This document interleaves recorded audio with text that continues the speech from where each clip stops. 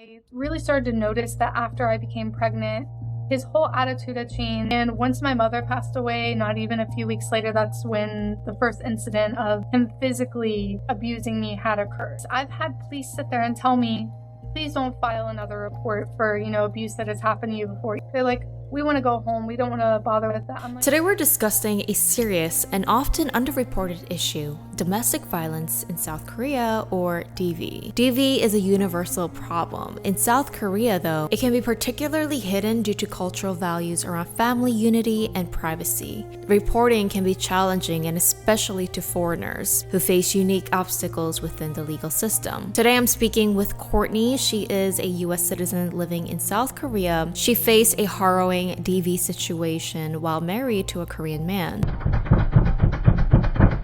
You don't mean anything in the matter. Now, Courtney's story has been featured on few South Korean media. She also courageously shared her experience on her own YouTube channel. Courtney describes how her husband's demeanor changed once she became pregnant with her child. During her pregnancy, she faced a verbal and physical abuse, and he even threatened financial abandonment. After the child was born, the situation escalated when government agencies allegedly facilitated handing her child over to her husband without her consent, and she hasn't seen her son since. According to her, it seems like the police and the government are turning their back against a victim. This is part of a larger issue in South Korea, where one parent can legally withhold a child from another, even if it resembles kidnapping in other countries. Previously, I interviewed others who faced similar struggles, such as Jay and Mike, who are still in legal battles after their children were taken by their ex-spouses. Despite even winning their cases, South Korea lacks enforcement to reunite them with their children, leaving children used as leverage. Not only is it hard for you to even speak up about this in the first place, but when you do report it, when you do courageously go and try to seek help, you're not met with the help that you really need. And without proper treatment, abuse cases can happen over and over again, leading to possibly a tragic ending. Courtney is going to be sharing more of her story, discussing the challenges of navigating DV as a foreigner, the Hague Convention, and her struggles with the legal system there. Now let's get into her story. I kind of have experience with the whole Hague Convention thing on both sides, within Korea as well as outside. What had happened is my ex-husband is Korean as well. We had met in the US. We were together about 5 years, and my 2 daughters are from him. What had happened is after our divorce, we had mediated where, the girls would visit at least one time a year to grandparents. We had a rule where we would always have to have like a notarized, written, stamped agreement from a notary about their itinerary and how long they would visit. And at the time I had worked for an airline, so I would often fly the girls over here for like a week visit and bring them home. Well, at this time I had been switching to work at home, debating if I was going to move over here and work. And we both knew we needed some time to save for a month or two financially. With the whole co-parenting situation and inflation, we had agreed to send our daughters over here for a month and a half for them to visit grandparents. But when he had came over here, he was supposed to go on vacation to visit his parents and, bring the girls back home. But what had happened is he returned without them. I actually, same as a lot of the other parents you've interviewed, had gone to, I believe, I don't remember the name, it is for abducted children. I went to, the highest level of government you can go to in the US, asked them what I should do. They said, contact the grandparents, if they won't return your daughters, then we're going to have to file a Hague Convention. But the thing is they told me right off the bat with that Korea is one of the most hardest countries, to get children returned, and that basically, even if they got a court order, asking for these children to be returned, that more than likely nobody would enforce it. I kind of looked around. I was like, oh, this wouldn't be a bad place to live. And their dad, after everything that he had kind of done with that, had agreed, oh, if you want to live there and it's cheaper and, better for the kids, I'm okay with you guys staying there.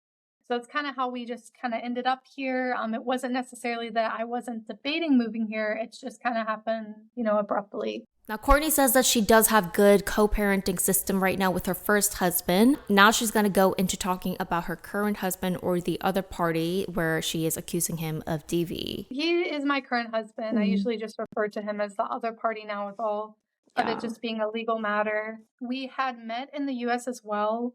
It was more of I had been traveling for my birthday. I really like corn karaoke. And as I'm sure you know, living in New York, you know, they do have things like that, but in my state, it's not very common. I had traveled, you know, to the next state that was close by to enjoy corn karaoke for my birthday. And I had this group of guys when I went to leave approach me and say, hey, you know, would you like to karaoke with us for, you know, like an hour? I could tell that maybe one of them was trying to like maybe ask for my number or something, but it was my birthday. And I thought, you know, why not? That might have been, you know, a flaw of mine working for, you know, the travel industry and being more extroverted at the time. I didn't actually, you know, exchange numbers with him. His friend had given him my number and he reached out a few months later. And then when I did travel over to Korea, what had happened is, you know, the girls were visiting their grandparents. I had gone on dates with him for a couple of days, you know, traveled around Seoul. And when I ended up coming back due to the girls, that's when we had officially started dating and started a relationship. How did you communicate with him?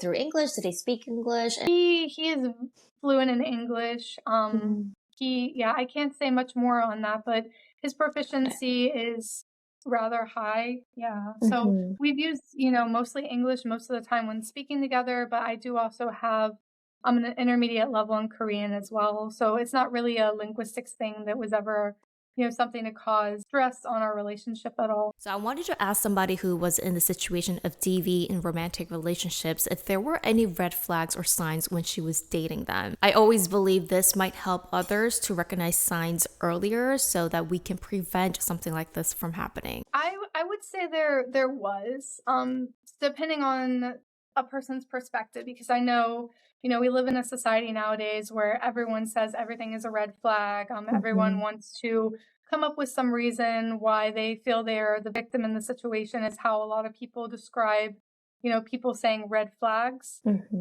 But looking at the situation before, I would say the biggest one that I had was boundary setting.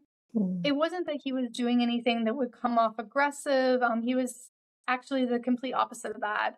You know, he was very kind, outgoing. He would say, you know, very kind words to me. He would never do anything that seemed aggressive at all. But when I was setting these boundaries of, you know, you can't just tell me that you want to meet me tonight and drive, you know, an hour and be halfway to my house and tell me that you're going to show up and you want to hang out. I have children, you know, I have a work schedule. And I told him that it made me feel like he wasn't respecting my personal space, you know, that my apartment was mine. That's my safe haven. That's for me. And he also wasn't, you know, respecting the fact that that's basically blocking someone into a corner and saying like, hey, I'm already halfway there. Like, are you going to open the door? And then guilt tripping them into the fact that once you arrive, you already took all that effort when they never asked for that. And they let you know ahead of time that they want you to let them know when you're coming over to hang out. So it was a lot of, you know, subtly walking across boundaries, but trying to make it look like for the sake of the relationship and caring about me, things like that, just really subtle things. He didn't ever do anything aggressive until after I'd gotten pregnant and, you know, my mom had passed away and he knew I didn't have any family to kind of go back to. I will say that's something I've heard a lot of other girls mention too, is the subtle pushing of boundaries here tends to be a very big red flag with dating here. You said that it kind of got aggressive when you got pregnant. What do you think happened or switched in him to act that way after, specifically pregnancy? To be fully honest, I think a lot of it was, and this is just my perspective on it, people don't move out of their parents' house until they're, you know, going to get married. They're almost 30 years old here. It's just not something that they see as financially affordable, or maybe they just think it's a big leap to do. I think, to be honest, you know, the relationship seemed good at first, but I do feel like maybe the marriage was rushed for housing reasons or government funding reasons. Maybe he wanted to move out of his parents' house and become independent, but he didn't really want to do that on his own terms. And I think it was more so, in my opinion, looking back on it now, it was playing house to him. He knew that I had my own children, but he knew that the marriage could be dissolved at any time. Versus, you know, once I became pregnant, it became more concrete. You know, there was more strings that couldn't just be cut. And I really started to notice that after I became pregnant, his whole attitude had changed. He kept threatening, financial abandonment. He kept threatening to just go back to his parents' house and not tell them that I was pregnant. He kept trying to get me kicked out of, the house by calling the police and just asking, am I allowed to just kick her out? That's when all the aggression really started to happen. And once my mother passed away, not even a few weeks later, that's when the first incident of him physically, abusing me had occurred. And I think a lot of that had to do with the fact that he knew, I was stuck in that situation. I couldn't just move into another apartment. I didn't have, really anyone to go back home to because the only person I have is my father, and he just lost my mother and is, figuring that all out. Yeah. So I think it was just the fact that it wasn't as easy to get out of the relationship as it was before, in my opinion. I mean, that's kind of like unfathomable because it's like, did he have like a domestic violent past that you've seen or police records with just like something like a ticking bomb? I really think, in Korea, these things really go unreported. I'm not sure if there's a way to go and do a background check on someone here when you're dating them. But I think even if a lot of women did go and, do these background checks, I don't think they would find anything. And the reason being is in Korea, when you go to report domestic violence, when you go to report, sexual violence, anything that's happened to you, it's a civil complaint versus the other person can go and file a defamation lawsuit for you trying to tarnish their image. They can claim that it's not true. You're trying to tarnish their image. And even if it is true, they still can file a defamation claim against you, which that is a criminal offense. I do feel like these things go underreported because a lot of victims know even if they go and file this, it's going to be, matched with a defamation claim, which is much more scary because it's a criminal offense here versus what actually happened to them is just considered civil. And they're really just afraid to continue with the report. So these incidents go way underreported. And for any foreigner who's moving here, a lot of women are under the perception, I don't want to say just women because I know this happens to men as well. A lot of people are under the perception, that Korea is a lot safer of a country than countries they are coming from. And while that might be the case, for my country, the US, I do think that a lot of that only comes from the fact that I'd say a good 80-70% of these cases just don't go reported.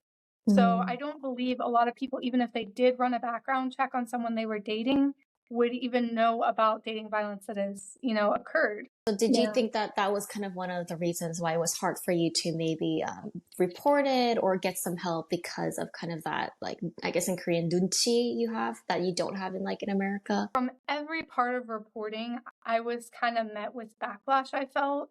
It almost made me as a victim in the situation to feel, guilty or second guessing myself.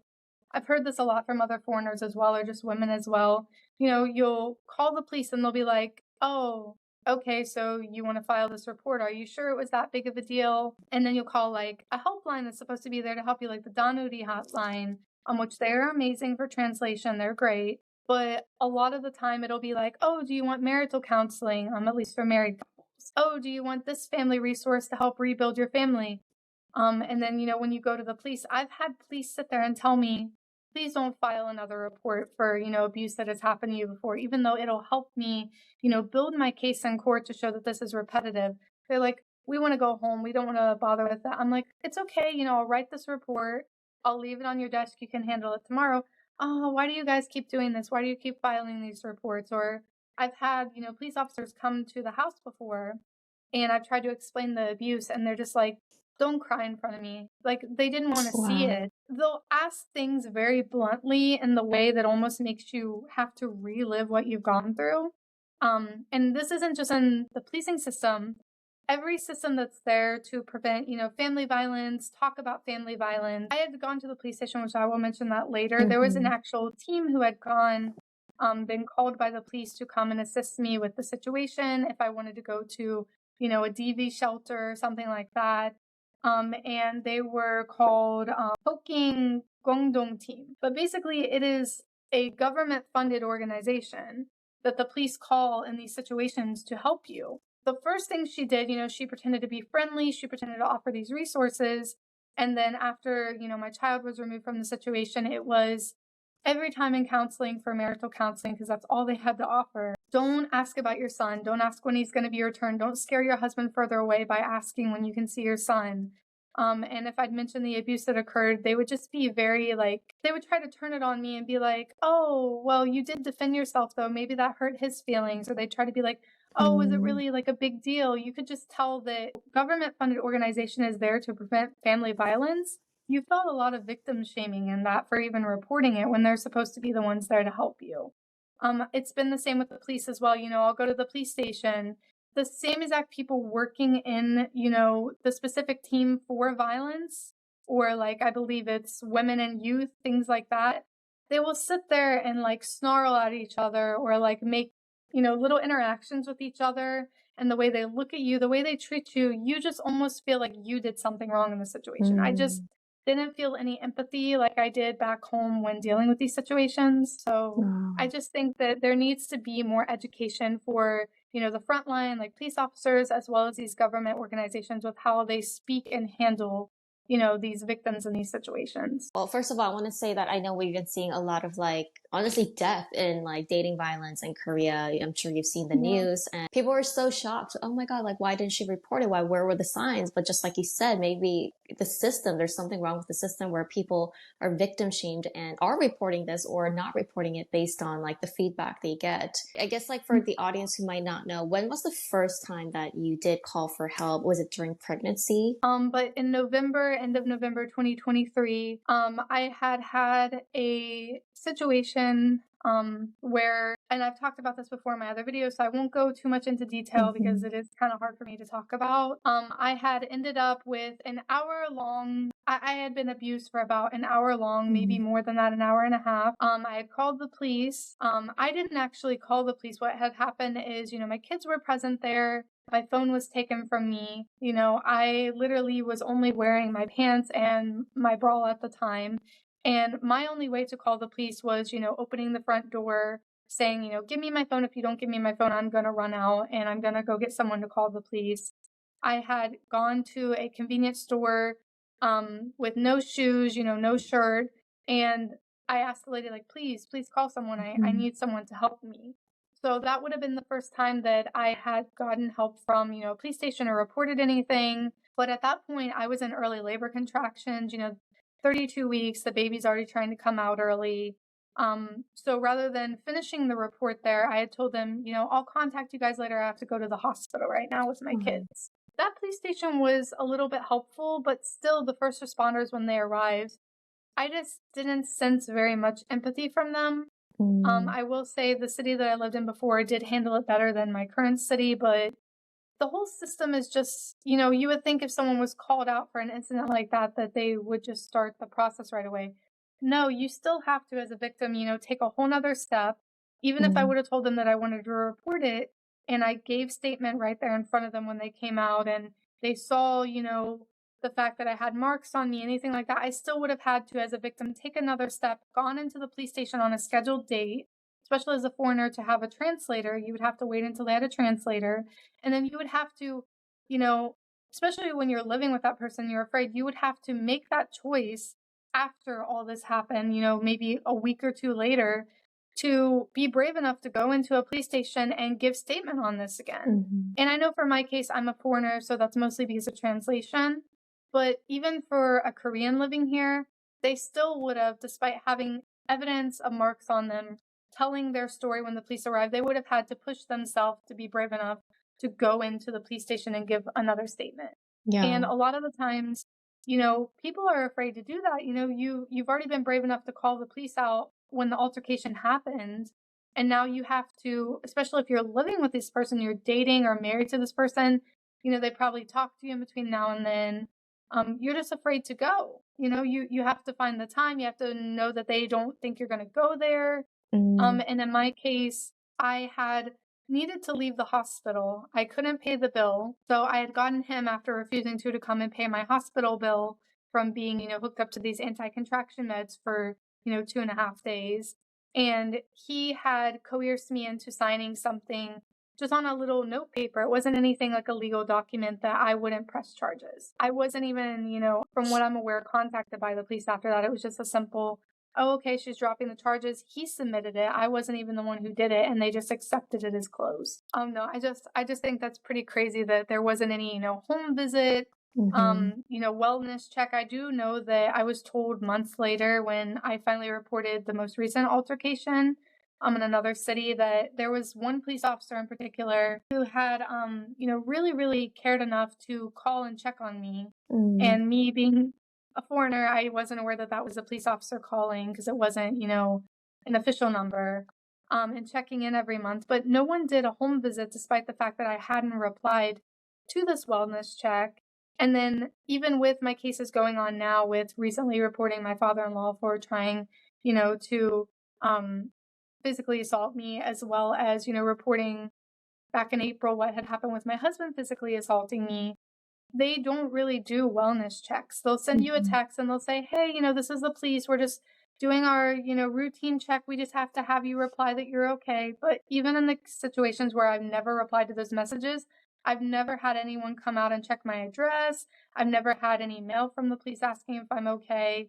Any calls following up that. It's just the system isn't set up to actually make sure that these people are okay after this and not continuously going through more abuse in the situation. When I was at the visitation center even recently, they weren't even frontline employees, but they had to ask me about all the abuse that has occurred towards me throughout the marriage in order to figure out how these visitations would go about. And just in the manner that they would ask or the way that they would talk about these situations, I didn't feel like I was talking to a person. Another thing that really, really confuses and bothers me about Korea is all the court systems, are not intertwined. No, If I was back good. home and, back home, if there was some kind of, abuse history that had happened to me, and I was going through a divorce, the courts would be able to search that up on their own. Maybe possibly be something that would come up at a traffic stop. They can see your full record, at least within that state or that county court. How it works, even if we're talking about the same city, for example, let's just say Seoul,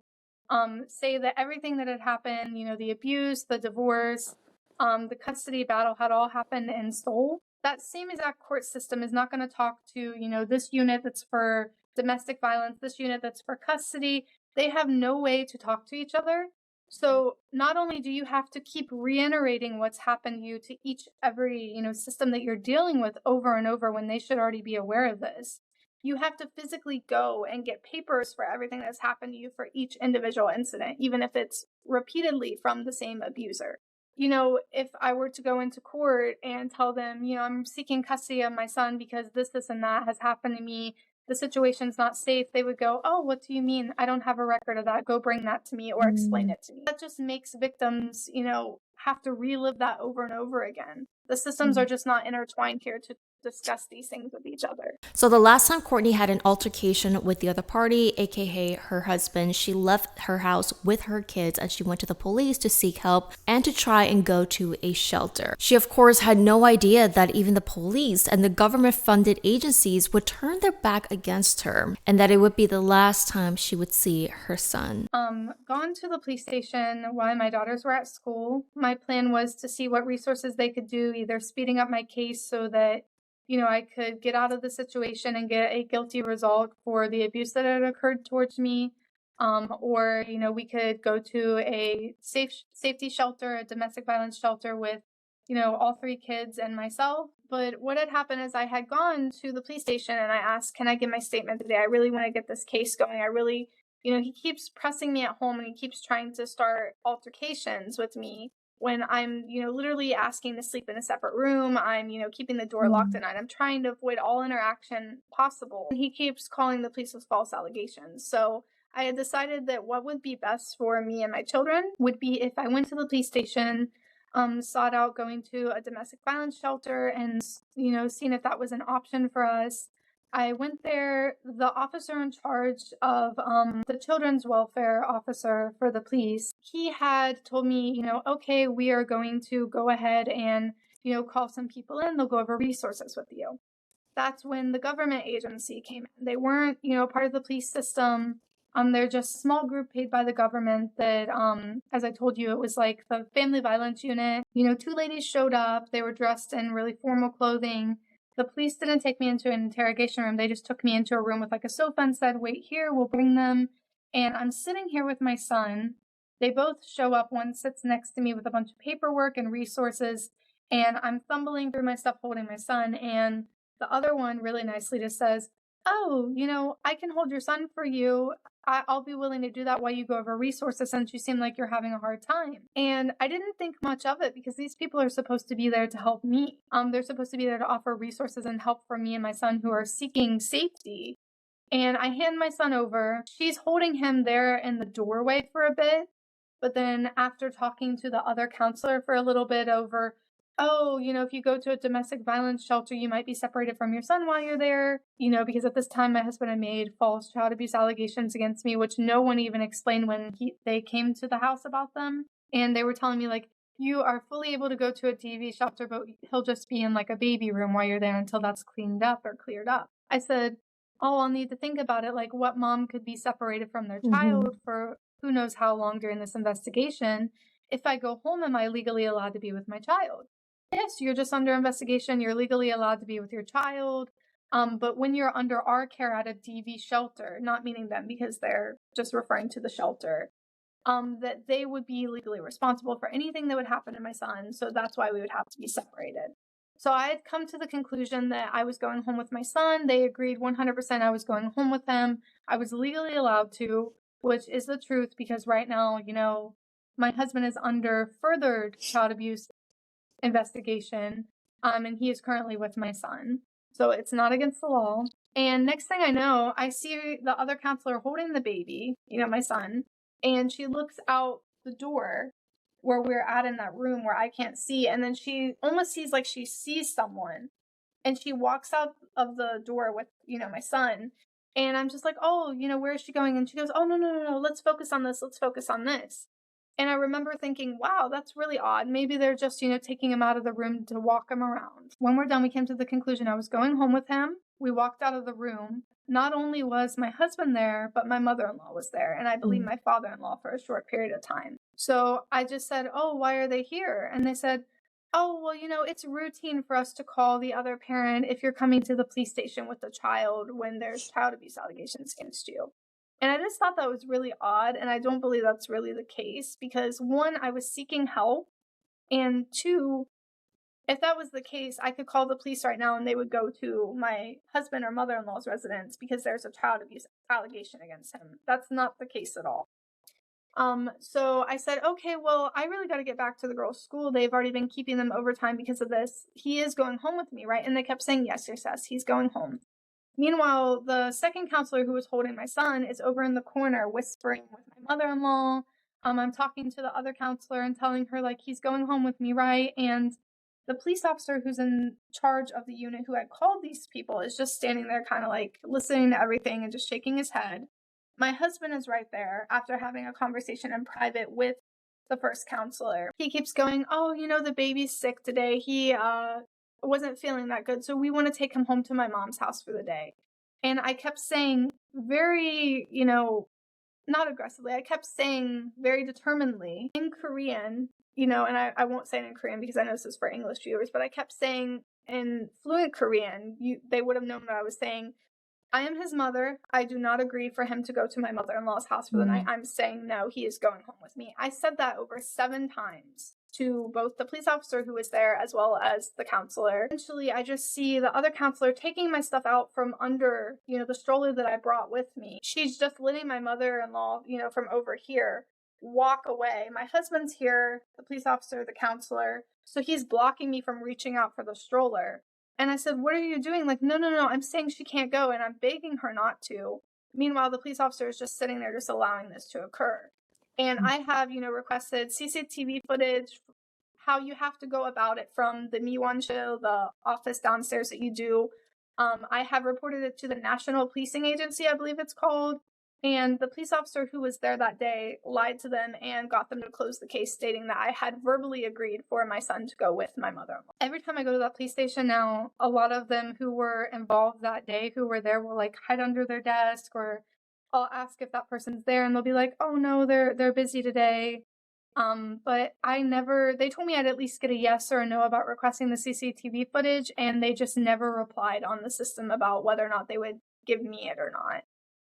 The National Police Agency, their result was the police officer in charge said it didn't happen, and I said it did, they're lying, so please continue to investigate, don't close it out. And she said, oh yeah, we'll call you back by the end of the day, I won't close it then. And then when I went online, it was already closed. And I know, the officer involved, their photos are online. I know the counselors involved, their photos are online. But again, due to this defamation law in Korea, even with these being, officers, or I wouldn't say public officials, people who work with the government who are supposed to be helping victims, I can't go out and, state that this has happened and who did it, because that would be defamation. So that was kind of the situation I was dealing with, is every time I would try to report it the proper way, to the National Policing Agency or someone who could do something with it that wasn't defamation, they were just flat out rejecting it and sweeping it under the rug as well. First of all, why do you think they did that? I mean, did he try to speak better in Korean to try and lie and explain to them because you were a foreigner, or what is your guess? My personal opinion, what I've come to think of this situation, is a lot of different things. And I don't want to play the foreigner card on this one, but I've seen and heard of this happening to so many foreign parents as well. I do think it has a lot to do with bias. For example, when people go to organizations or people who are in offices of power, maybe this counseling group, the police station, they know that the Korean spouse has a lot more power with affecting their job than a foreigner would.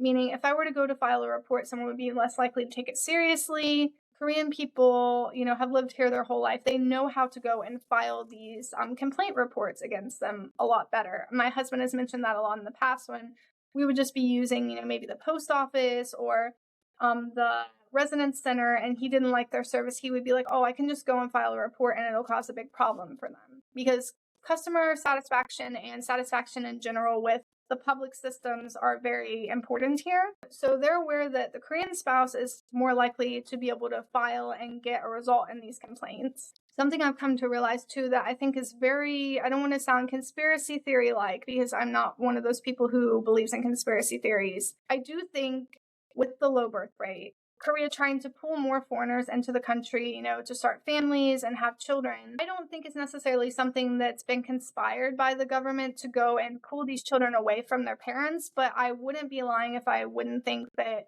maybe, these counselors that are supposed to be handling these situations, they tend to lean more towards the Korean parent in the situation. One, because they're more easily able to feel, a bond with them when communicating. There might be less, ethnical or racial bias, with them not being a foreigner. And then on top of that, you have the low birth rate. A lot of these people are trained to either keep families together, is what I've heard, or I'm sure in the situation when families are going apart, the government wants these children here. They don't want them to go back to, the foreigner's home country. That's my opinion on it. I'm not saying that that's a fact. There have been a lot of unfair custody rulings where the Korean parent is fully seen as not fit, or they have an abusive past or alcohol usage. And then maybe the foreign mother was raising the child, was the one at home with the child, and yet they lost custody unfairly. I think it had a lot to do with the fact that he had his parents there, to support them. And when I started going to these counseling sessions with this lady, her first thing was trying to pin postpartum depression on me, or the typical female hysteria, ideal on me, that, oh, was the abuse that happened to you really that bad? When at first she said, oh, we're here for you. We're going to get you through this. We're going to help, get your husband to come to some counseling for this. We're going to get you the resources you need to be safe, things like that. And then the minute I stepped into her office and my son was taken out of the situation, it was, oh, but was it really that big of a deal? Or, oh, maybe you have postpartum depression and that's why you're feeling this way. It was just a lot of victim blaming and not taking the situation seriously. Was that the last time you've seen him? What has happened since then with your son? So May 1st was when this occurred of this year. That was the last time I saw my son. I think that is the hardest part of it all, is that was my daughter's birthday, actually. My other daughter, Yena's birthday is a week before, so they actually had a combined birthday at school. Wow. The morning of was just him making false police reports and having the police called when I'm trying to get the kids to school and get their cake to school and, get them out the door. And then coming back, my daughter was bringing home presents from school. She's like, where's baby brother? Like, what's going on? And I'm sitting here, I'm so sorry. I'm trying not to get emotional on this one. No, I mean, wow. Yeah. I'm sitting here, trying to be this mom that's like, everything's going to be okay. We know this is going to work out, when I don't even know what's going to happen. It's the first day and I'm trying to hold my composure, trying to act excited for her birthday presents and still be in the moment with all this and stay positive when all I want to do at that time was go in a room and cry. And for your kids, you have to be strong. The last time I was holding him, all I'm thinking about is getting to safety, getting us to a shelter, getting out of the situation. And I'm holding my son, but I'm holding him to take care of him. I'm not sitting there reminiscing the moment and spending quality time with him. I'm just trying to get us out of a very scary situation. And I think that's what hurts the most, to know the fact, like, the last moments that I was holding him, I wasn't even getting to fully be mentally present with him and getting to remember that and, hold on to him, because everything was just thinking about the next move and how to get out of the situation. And then the next thing I know, I hand him over to someone who's supposed to be there to protect us and be there for us, as a mother and a son who's gone through these horrible, horrible, dangerous situations. And I handed him over thinking he would be handed back to me, and that never happened. And the worst part of it is, I've come to terms that if he is ever returned, he will not be the same baby that I let go of that day. I'm sorry. I have got to the point where I've been really strong and I've not, cried in quite a long time, but honestly, I don't know how you're handling all this. You're stronger than anyone I've ever known going through all of this. I don't know either. I think it's mostly my daughters. Having my daughters with me has really, really helped. But it's hard for them too. They kept mentioning from the very beginning when they were with me, oh, when we see baby brother, he's not going to be a baby anymore. I want baby brother. I don't want him to be bigger, because they're missing out on that bonding time, and they're missing out on, the fact that when they last saw him, they thought they were going to have this whole experience of watching him grow up from a baby. I just don't see how these people in positions of power and the legal system don't see how that's harmful for, a child, as well as the mother-child bond, to not return someone to their primary caregiver when this all happened. I've come to terms with it because, there are a lot of parents who, for other very worse, sad reasons, will never get to hold their children again. I've come to terms that there is, war, other things going on in other countries, and that at least if he's returned safely, I will be at peace with that. But the fact is, I'll never know what he was doing, these last 7-8 months already. I'll never know what his first steps looked like, what him rolling over looked like. I'm sure you've tried to communicate with, the other party and the in-laws, and what are their response? Are they even responding? After everything had happened, I think a week later, I had gone to their apartment, meaning my mother-in-law's apartment, where they were withholding the baby, and I rung the doorbell, or, I went to ring the doorbell 2 times. I didn't do anything else. I wasn't being, malicious or anything.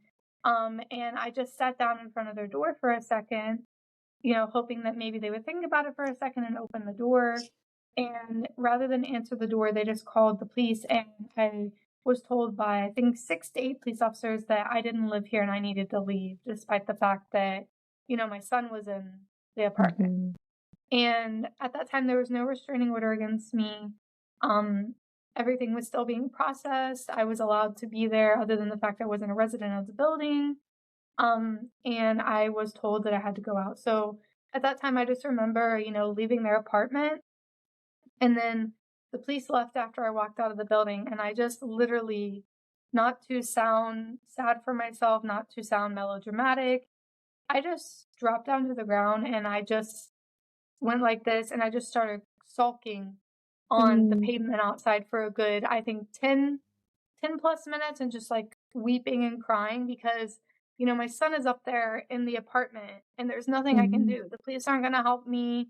If they don't want to open the door and bring the baby out, there's nothing I can do. And this is why a lot of these other parents are talking about this. Even with court orders, even if I get final custody and the divorce, the likeliness, even, with Hague from outside the country, and a child was brought into here, or within the country, of a police officer going and forcibly taking the child out of that home is not likely, unless they're, the child is in immediate danger. But as for connection, we had spoken about the baby. He had sent, I believe, like 2 photos the first month the baby was taken, but it was mostly like his mom holding the baby, almost like a, hey, we have the baby. And he called me one time on a voice call with the baby, but he wouldn't put it on video. A lot of it was if I would say, oh, it's mommy, he would go, he doesn't remember English all of a sudden anymore, even though it had only been like a couple weeks. And the whole point, you could tell, was just to hurt my feelings, that I couldn't see him, but I could hear him playing in the background, and he wouldn't keep the phone close enough for me to talk to him or communicate with my son for him to know mommy was there. And after that, about a month and a half later, he finally went to the police station, got the restraining order for what had happened with me defending myself.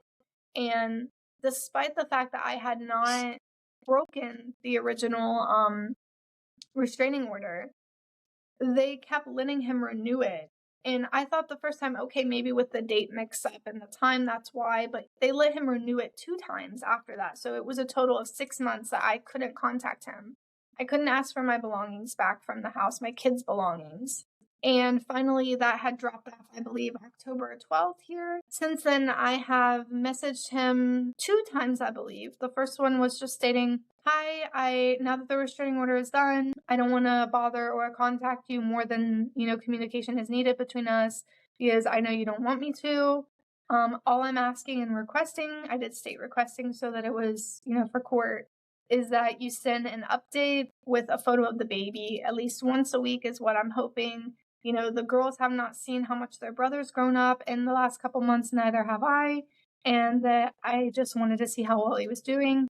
And also, if there was ever, a medical emergency, I do want to be contacted, and I'm requesting that. Because those are things that, within my parental rights right now. He never replied to that. He opened it, never replied, and then I sent another one saying, hey, how's the baby? Did his checkup go okay? Because on the first visitation date that I was supposed to have 2 weeks ago, he had stated that the baby suddenly needed a yearly checkup, and he scheduled it exactly on that date. My thoughts, likely intentionally. And so I just figured I'd say, oh, how was the baby? How was their checkup? To see if he even actually did that. There was no opening it. There was no reply. Right now, what you can do in between now and the court date is absolutely nothing. You can tell the center, that you want to have this reported to the judge, but they'll just say, tell it to your lawyer at the next court date. They'll let him know. They can't force him to bring my son to the visitation center, though. So There's been a lot of parents who I've talked to who, maybe they lost final custody in court because they didn't have more money than the other person. A lot of foreigners, for example, or maybe because of their job as an English teacher and how busy it is. And what had happened is they got visitations. They were supposed to have these children, their kids brought to their house at least a couple times a month. And the other parent just never did it. And they can't do anything about it because the court cannot physically go and make them uphold visitation. Basically, in these situations, a court order means absolutely nothing because Korea has not established any kind of system or procedure they're legally allowed to go in and remove or return the child to you. How are you doing in Korea? Like, do you have any thoughts that moving back until this resolves, or is your plan to stay in Korea? Yeah, I've had family tell me, why don't we just handle it from the U.S. with the law system? I feel like the U.S. law system would be more just. What I've kind of explained to them is it's hard enough to get things done from within Korea, let alone you would have to have 2 lawyers, essentially. You would have to have a lawyer to file all of that from your home country as well as one here. I was very fortunate to have a lot of GoFundMe donations to be able to cover the other half of my, lawyer fee that my uncle wasn't able to help with. Not only that, I just can't leave my son behind. For 2,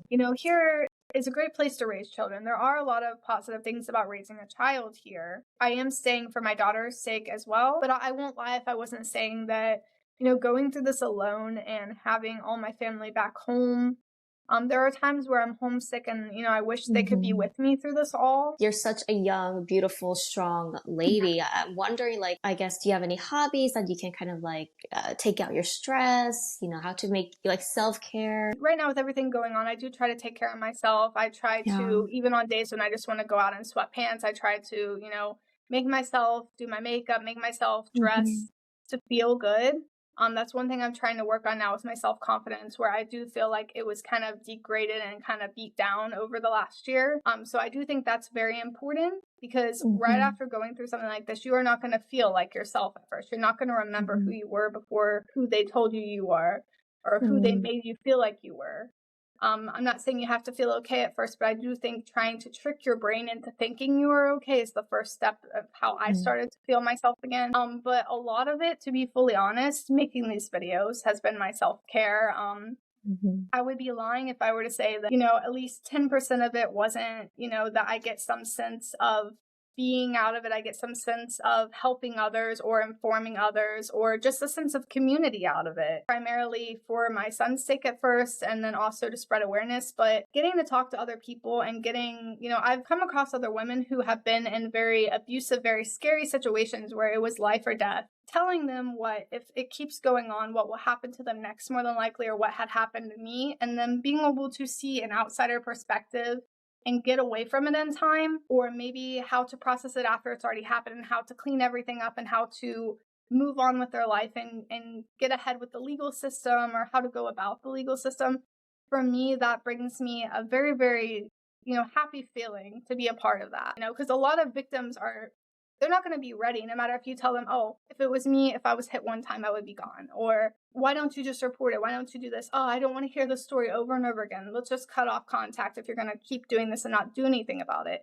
But what people don't realize is until you are ready, until you are brave enough, until you know there is a safe way out, because more than likely there is not, you're not going to report it. You're not going to go do anything about it. I'm so sorry you're going through this, because it just seems like it's making the victims feel crazy when you're not. And like these people are just so corrupt, just blaming each other. And then now you have a case about another case of another case. I don't know how these people are just getting away with this. I remember for like the first month of it after my son was taken, even though I will admit, at first I was reporting the abuse that was happening, hoping that he might get some kind of like counseling ordered by the police station so that these things could be resolved. It wasn't out of resentment. It wasn't out of me wanting bad things to happen. I just wanted something to be fixed so these altercations would stop happening, which might have been too nice of me, honestly. After going to this counseling, I was so confused for a month, because I felt like I was getting blamed for what happened to me. I felt like I was questioning myself, like, was that really a big deal if this counselor here provided by the government pretty much is telling me,